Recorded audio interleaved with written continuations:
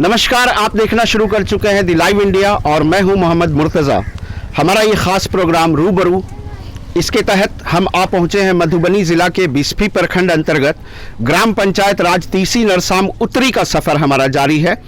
त्रिस्तरीय पंचायती राज का जो चुनाव है वो आखिरी चरण में 12 दिसंबर 2021 को बिस्फी प्रखंड में होना है।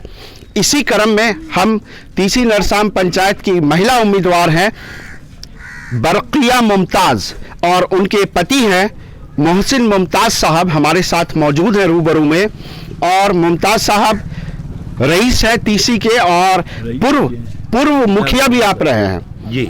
जब त्रिस्तरीय पंचायती राज का चुनाव होने से पहले ये लगातार इस पद पे थे और अभी 10 सालों ना 10 साल अभी 10 सालों से इंटरवल हो गया है, गैप हो गया है। तो इस बार चुनावी दंगल में ये अपनी किस्मत आजमाने उतरे हैं। क्या इनकी रणनीति है, क्या रोड मैप है और किन मुद्दों को लेकर अपना ये सफर फिर से आगाज किए हैं। दी लाइव इंडिया परिवार में बहुत बहुत स्वागत है। शुक्रिया। आप अपना एक छोटा सा मुख्तसर परिचय दे दीजिए। मैं डॉक्टर शहाबुद्दीन, यहाँ मेरा मकान हुआ गढ़िया। अभी मैं तीसी में बैठा हुआ हूँ। हम लोग तीसी में है अभी, यही वोट मांगने के सिलसिले में हम लोग अभी इसमें तीसी गांव में घूम रहे हैं। ये तीसी गांव बहुत बड़ा गांव है।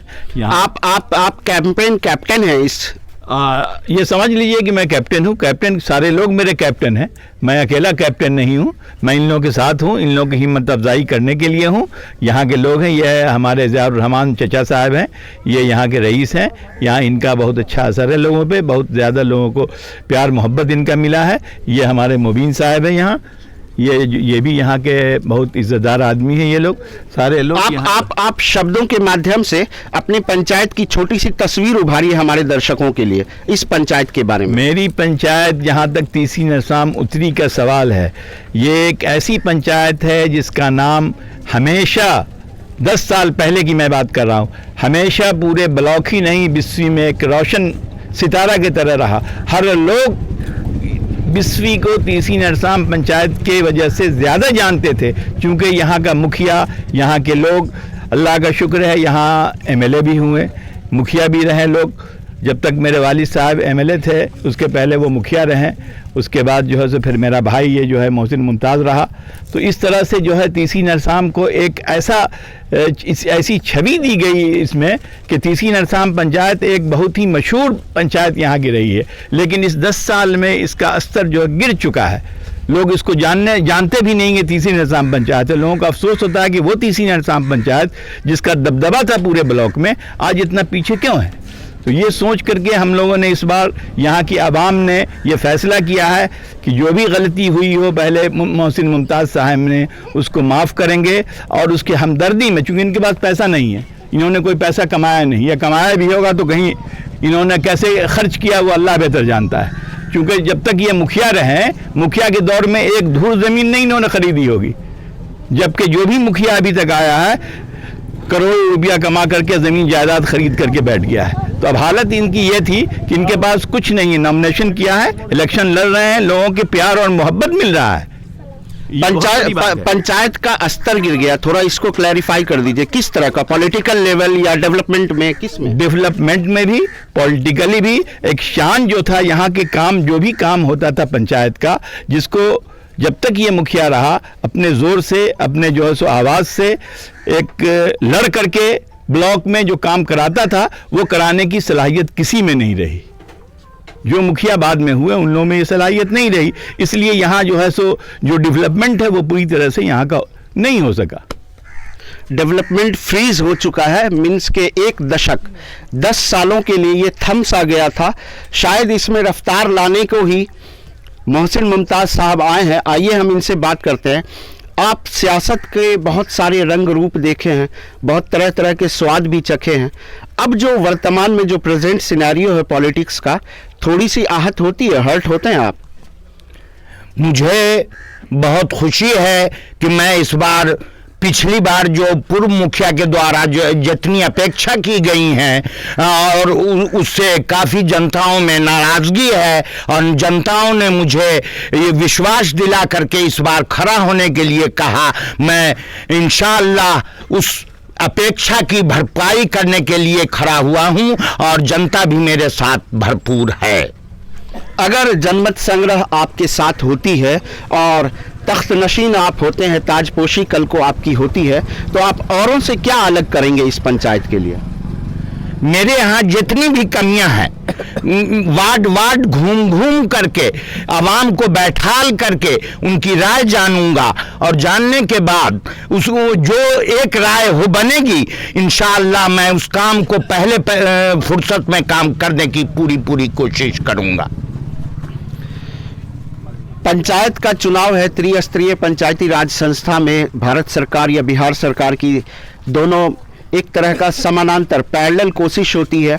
जो हमारे बीच के ही जनप्रतिनिधि होते हैं, जो हमारे द्वारा चुने जाते हैं, जो इन चेहरों के द्वारा चुने जाते हैं, उनका मेन रोल जो वो रोल प्ले करते हैं वो ये होता है कि सरकार और समाज के बीच में एक खाली जगह जो गैप है उसमें ब्रिज बनने का काम करते हैं, पुल बनने का काम करते हैं, ताकि सरकार की योजनाएं बराबर रफ्तार से और इंसाफ के साथ हर एक दहलीज, हर एक चौखट, हर एक चेहरे तक पहुंच पाए।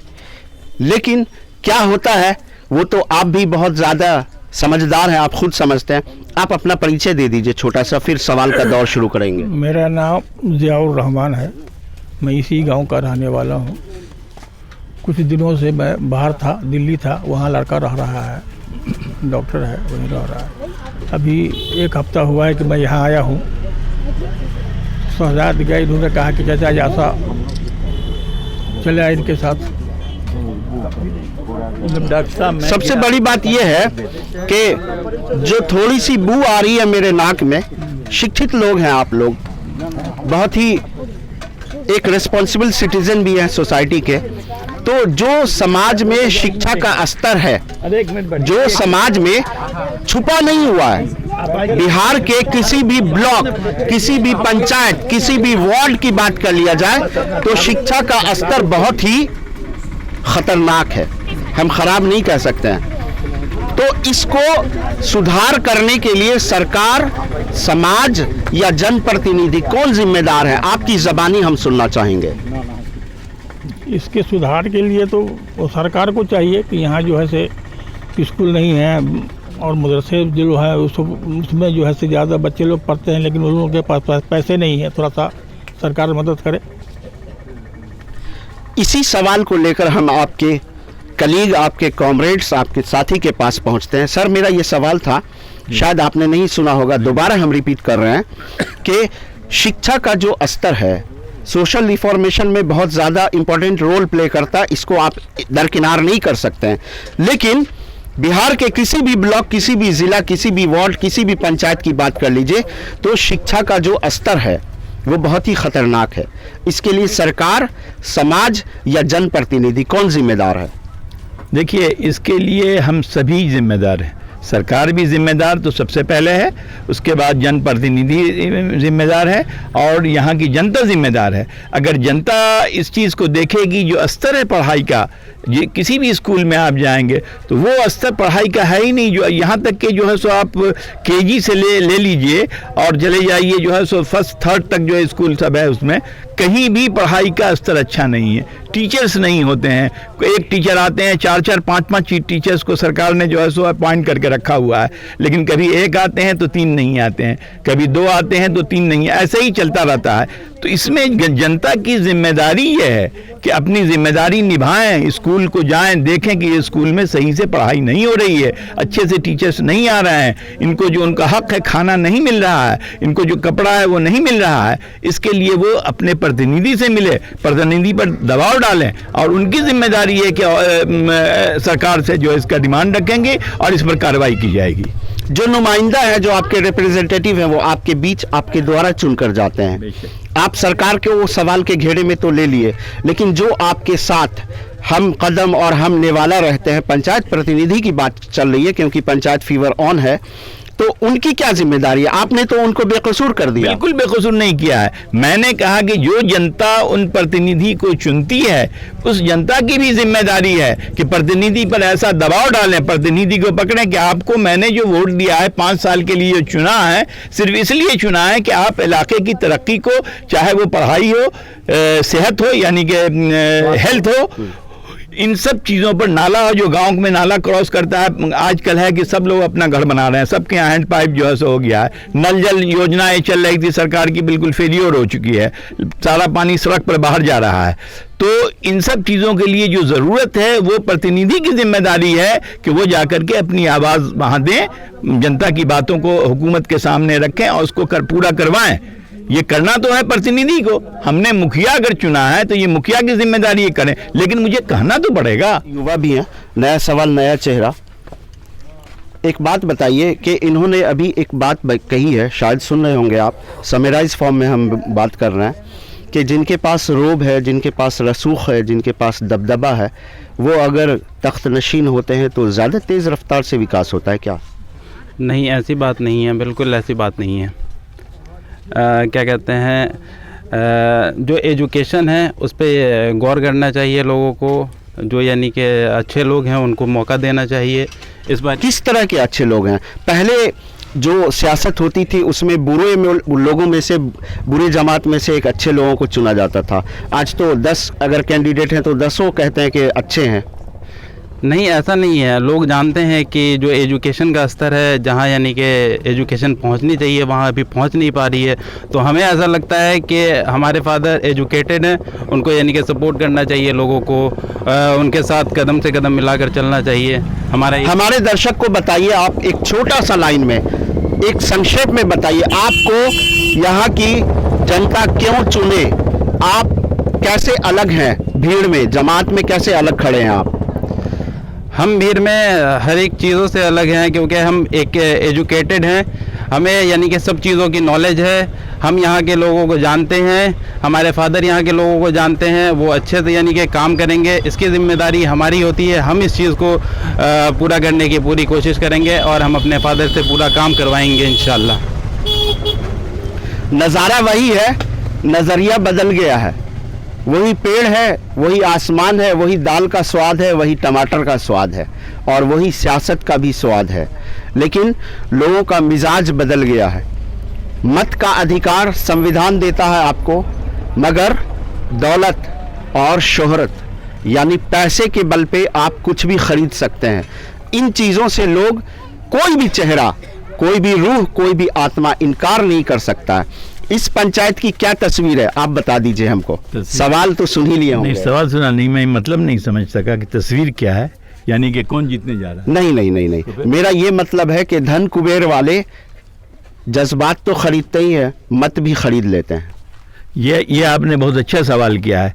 ये जो है, यहाँ मैंने बताया ना कि ये जो मोहसिन मुमताज़ हैं, ये 32 साल मुखिया रहे हैं, लेकिन लोग कहते हैं कि मुखिया के लिए इतना होड़ होता है, जीतने के लिए करोड़ों रुपया, अरबों रुपया लोग कमा के रख देता है, लेकिन ये यहाँ की जनता, आवाम जानती है कि इसके पास एक धल्ली भी नहीं रही, एक जो है सो पैसे भी नहीं रहे। ये बस जहाँ था वहीं का वहीं है। मैंने कहा ना कि एक धूर अपने लिए घर बनाने के लिए ज़मीन नहीं ले सका। नहीं, हम किसी खास चेहरा पे टिप्पणी नहीं चाहते हैं, बस आपका 2 शब्द चाहता हूँ। मैं बस बता रहा हूँ कि वो मुखिया ऐसा था कि उसने कोई पैसा अपने पास नहीं रखा, लेकिन अब जो लोग खड़े हो रहे हैं उसमें एक ऐसी चमक दमक देख रहे हैं लोग, यहाँ तक कि मेंबर में लोग चमक देख रहे हैं, तो मुखिया में और सरपंच में भी चमक दमक देख करके लोग अपने आप को जो है सो खड़े हो रहे हैं, इलेक्शन लड़ रहे हैं कि मैं जीत जाऊंगा तो मैं बहुत बड़ा जो है धनी बन जाऊंगा। इसके लिए ये लोग पैसा जो है बिल्कुल आंख बंद करके पानी की तरह बहाते रहते हैं, जिनके पास अल्लाह ने दिया है, जो इस लायक है, ताकि वोट खरीद सके। आप इनकार करेंगे? आप भी तो पैसे बांट रहे होंगे। मैं कभी, मेरे पास पैसा ही नहीं, मैंने तो बताया ना कि मेरे कैंडिडेट के पास पैसा ही नहीं, तो पैसा क्या बांटेंगे? मुझे सियासत तो आपको विरासत में मिला है। जी, सियासत मिली है विरासत में, वो सियासत मुझे हमेशा प्यारी से मिली। लोगों ने अपना वोट, अपना जो है पैसा खर्च करके मेरे वालिद को ही एमएलए बनाया, और मेरे भाई को भी इस बार जो मुखिया का इलेक्शन लड़ा रहे हैं लोग, वो उसमें सब अपना पैसा खर्च कर रहे हैं। कोई भी मेरे चाहने वाले, कोई भी जनता ऐसी नहीं है जो जिसको एक पैसा भी मैंने दिया हो या देने का लाज, जैसा कि लोग कर रहे हैं, जैसा कि हो रहा है। हर जगह, ये मैं भी यहाँ की बात नहीं कर रहा हूँ, हर जगह सारी पंचायत में ऐसे ही हो रहा है, पूरे डिस्ट्रिक्ट में, पूरे बिहार में ऐसे ही होता है। मैं तो बहुत सी जगह पर जानता हूँ 75 लाख 70 लाख लोगों ने खर्च किया है मुखिया के इलेक्शन में, लेकिन वो तीसरी पोजीशन में रहे, हार चुके हैं।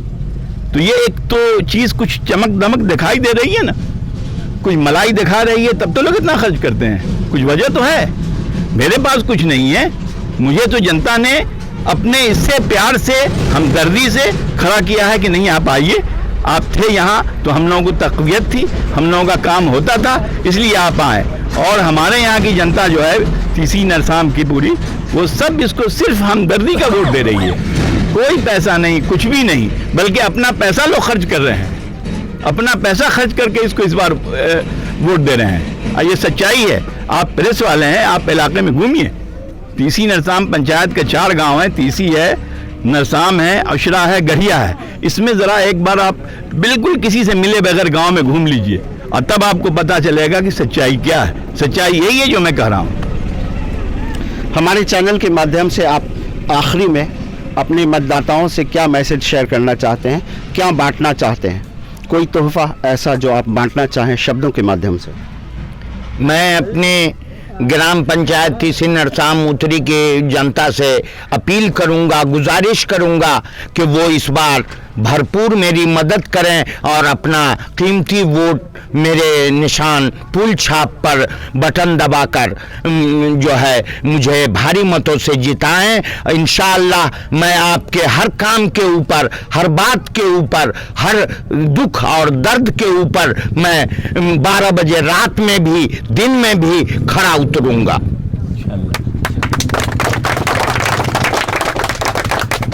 जो 29 नवंबर 2021 को सिंघवाड़ा प्रखंड का परिणाम आया, और भी बहुत सारे 8वें चरण, 9वें चरण, 7वें चरण के परिणाम का जब आप ऑपरेशन करेंगे तो एक बात तो क्लियर हो जाती है, क्योंकि हम लोग सिंघवाड़ा प्रखंड कवर कर रहे थे, अभी हम बिस्फी की धरती पे हैं।